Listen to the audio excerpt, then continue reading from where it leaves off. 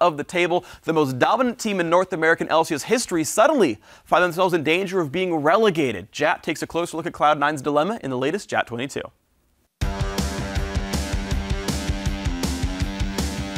Cloud9, the team with the highest regular season winning percentage in the history of the LCS, currently finds themselves tied for 8th place and struggling. 2 weeks ago, we saw Hai come out of retirement to jungler/shock call for the team, and while we did see Cloud9 pick up a win versus Team Dignitas on Sunday, they are now just 1-3 with Hai this summer compared to their 3-7 record before Meteor stepped down.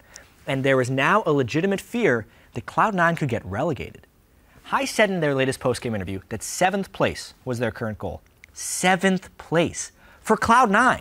And the biggest question on everyone's mind is, what the hell happened? How did this team fall so far so quickly? So coming into the split, Cloud9 underwent its first official roster change. After 2 years and 129 LCS games as a group, Hai retired and Cloud9 turned to European talent Incarnation to fill the void.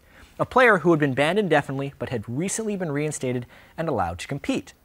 And Incarnation was supposed to be everything Hai wasn't. A guy with a giant champion pool, a carry threat from the mid lane, and most importantly, an answer to Bjergsen. Unfortunately though, he's been none of those things. And Incarnation hasn't even been an above average NA mid laner either. He ranks 8th in kills, 1st in deaths, 5th in CS difference at 10, and 8th in damage per minute amongst NA mids. He's also failed to compare to Hai's vision control skills.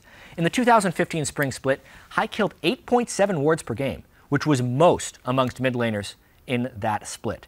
Now this split, Incarnation clears 4.1 wards per game, which ranks him 13th amongst NA mids, which is dead last for the role. And Incarnation has definitely failed to meet expectations. He hasn't been the mechanical god many were promised, and Hai's shot calling and vision control are sorely missed by Cloud9. But there is much more at work here than just Hai versus Incarnation. Split over split, Cloud9 has been on a decline. They haven't even been the best team in North America since the spring of 2014. And they had very clearly peaked internationally. Let's be honest, this team wasn't going to make much noise even if they stuck with the exact same roster. And truth be told, with Hai versus Incarnation completely out of the picture, this team has had an awful split by their standards.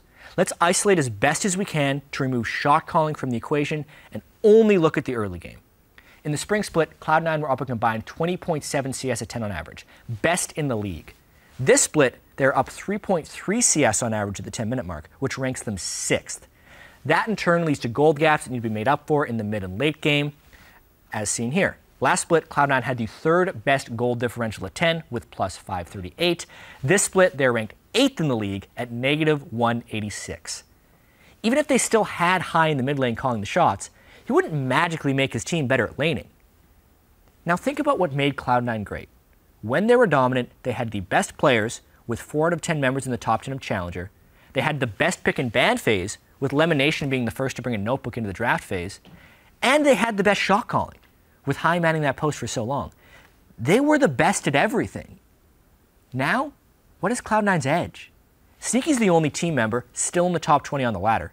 Their early laning is average, Meteor stepped down as their jungler, coaching across the LCS has leveled up, and Cloud9's own pick and ban phase has been called into question. Plus, Cloud9's legendary team cohesion, it's all but vanished. Everything that set Cloud9 apart from the competition has either disappeared or been equalized by the rest of the league. Their identity has been lost, and they've reached a point where they need to redefine themselves. And that process takes time. Their win against Team Dignitas on Sunday showed a glimmer of hope. But it doesn't change the fact that Cloud9 is sitting in 8th place and being tormented by uncertainty. Because right now, only one thing is certain. The Cloud9 of old is gone for good. Cloud9 does not drop a single game in the playoffs. And look at that. They are a team that works together and likes each other. That is the best team in North America.